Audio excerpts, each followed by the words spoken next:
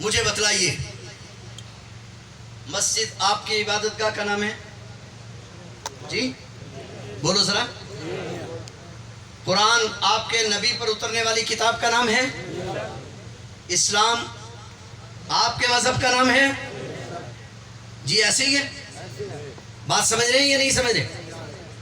بہت توجہ سے بات سمجھیے گا. ہم موسیٰ علیہ السلام کو مانتے ہیں؟ جی سارے ہم موسیٰ علیہ السلام کو مانتے ہیں؟ عیسیٰ علیہ السلام کو؟ حضرت محمد رسول اللہ صلی اللہ علیہ وسلم کو؟ ٹھیک ہے. بہت توجہ سے. ہم دنیا یہودیت سے کہتے ہیں. تم ہمیں کہتے ہو کہ تم قادیانیوں کو مسلمان کیوں تسلیم نہیں کرتے جب وہ تمہارے نبی کو مانتے ہیں؟ ہم کہتے ہیں ہم موسیٰ علیہ السلام کو مانتے ہیں, تم ہمیں یہودی تسلیم کرتے ہو؟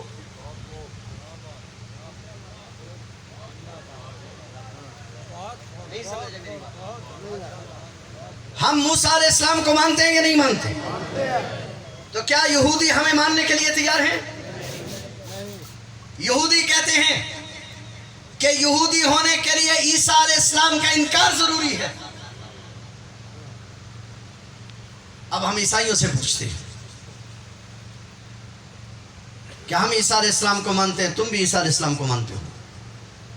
کیا تم ہمیں اسلام عیسائی تسلیم کرنے کے لیے تیار ہو؟ وہ کہتے نہیں. عیسائی ہونے کے لیے حضرت محمد رسول اللہ کا انکار ضروری ہے. اگر انکار نہیں کرو گے تو تم عیسیٰ علیہ السلام کو ماننے کے باوجود عیسائی نہیں ہو سکتے. تو کیا ہم دنیا یہودیت سے پوچھ سکتے ہیں, کیا ہم دنیا عیسائیت سے پوچھ سکتے ہیں کہ باوجود اس کے کہ میں موسیٰ علیہ السلام کو مانتا ہوں, اگر عیسیٰ علیہ السلام کا انکار نہیں کرتا تو تم کہتے ہو کہ تو یہودی نہیں ہو سکتا. باوجود اس کے کہ میں عیسیٰ علیہ السلام کو مانتا ہوں, عیسائی کہتا ہے تم محمد کریم کا انکار نہیں کرتے تو عیسائی نہیں ہو سکتے. تو مجھے بتلاؤ ایک آدمی ہمارے نبی کو مانے اور ہمارے نبی کے بعد مرزا غلام احمد قادیانی دجال کو بھی نبی مانے, تو میں اس کو مسلمان کیسے تسلیم کر سکتا؟ میری بات کو سمجھ میں آ رہی ہے؟ ضابطہ تم نے بنایا ہے, قانون تم نے بنایا ہے کہ یہودی ہونے کے لیے عیسیٰ علیہ السلام کا انکار ضروری ہے, عیسائی ہونے کے لیے محمد کریم کا انکار ضروری ہے. تو ہم بھی کہتے ہیں محمدی ہونے کے لیے مرزا غلام احمد قادیانی کا انکار ضروری ہے. نعرہ تکبیر, تاج و تخت ختم نبوت, تاج و تخت ختم نبوت, نعرہ تکبیر.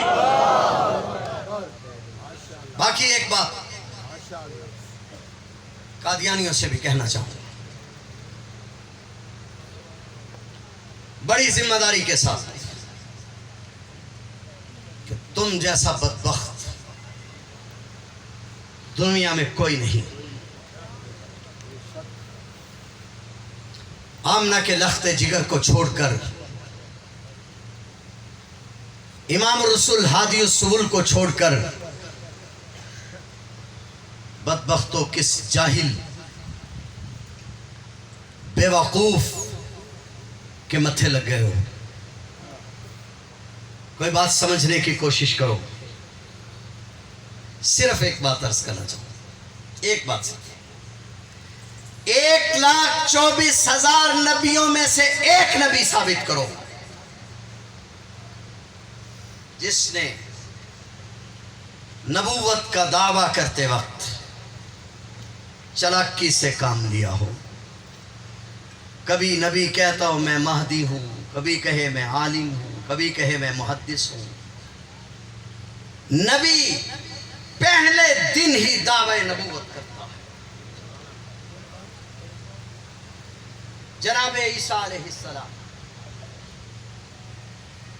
یا اخت ہارون, اے ہارون کی بہن, ما کان ابوک امرا سوء وما کانت امک بغیہ, تمہارے خاندان میں تو کوئی فاحشہ عورت نہ تھی, پھر یہ بچہ کہاں سے لائی ہے؟ فاشارت الیہ, بوڑھے کی طرف بس اشارہ کر دیا. قالوا کیف نکلم ہم بچے سے کیسے بات کریں؟ من کانا فی المہدی صبیہ، پنگھوڑے میں گود میں بچے سے کیسے بات کی؟ بچہ بولتا ہے انی عبداللہ آتانی الکتاب وجعلنی نبیا۔ نبی پہلے دن بھی دعوت کا آغاز کرے تو کہتا ہے میں اللہ کا نبی۔ مرزا غلام احمد قادیانی 50 سال تک دھوکہ دیتا رہا، کبھی کہتا ہے میں فلاں ہوں، کبھی کہتا ہے میں فلاں ہوں، کبھی کہتا ہے میں فلاں۔ لہذا دھوکے باز کے پیچھے لگ کے امام الانبیاء حضرت محمد رسول اللہ صلی اللہ علیہ وسلم کا دامن چھوڑنا یہ عقل مندی نہیں، حماقت ہے۔ لہذا ہم تمہیں دعوت دیتے ہیں کہ آ جائیے، آ جائیے، ہمارے دروازے کھلے ہیں، ہمیں تمہارے ساتھ کوئی ذاتی عناد نہیں ہے، تمہیں غلط کہا ہے مربیوں نے، ہمیں تمہارے ساتھ کوئی ذاتی اختلاف نہیں ہے، جو محمد کریم کا ہے وہ ہمارا ہے، جو حضور کا نہیں وہ ہمارا نہیں۔ لہذا حضور علیہ السلام کے دامن سے وابستہ ہو جائیے۔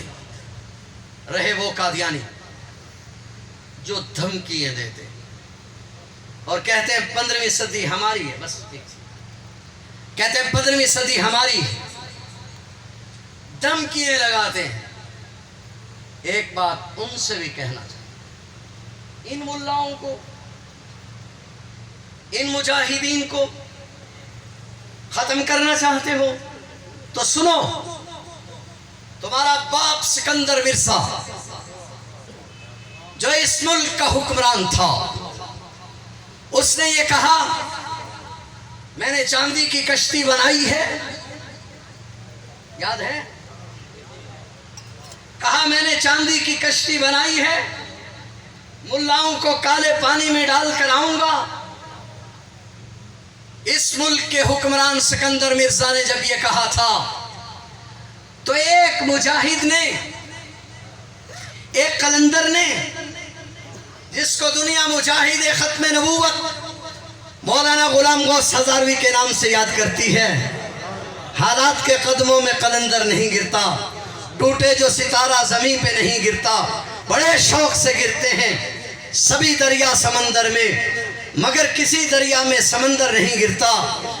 مجاہد ختم نبوت مولانا غلام غوث ہزاروی نے فرمایا تھا سکندر مرزا تم کہتے ہو مولویوں کو کشتی میں ڈال کر کالے پانی میں ڈال کر آؤں گا، سنو سکندر مرزا تمہیں اس ملک میں مرنا نصیب نہیں ہوگا۔ پھر کہا سنو سکندر مرزا تمہیں اس ملک میں دفن ہونا نصیب نہیں ہوگا۔ پھر کہا سکندر مرزا تجھے دنیا کی کوئی زمین قبول نہیں کرے گی۔ پھر چشم فلک نے دیکھا، سکندر مرزا یہاں سے بھاگا، لندن کے ایک ہوٹل میں ملازم ہو گیا، وہاں اس کا انتقال ہو گیا، وہاں اس کو امانتاً دفن کیا گیا، پھر اس کی لاش کو نکال کر ایران میں دفن کیا گیا۔ ایران کا جب انقلاب آیا اس کی ہڈیوں کو نکال کر جلا دیا گیا، اس کو دنیا نے قبول نہیں کیا۔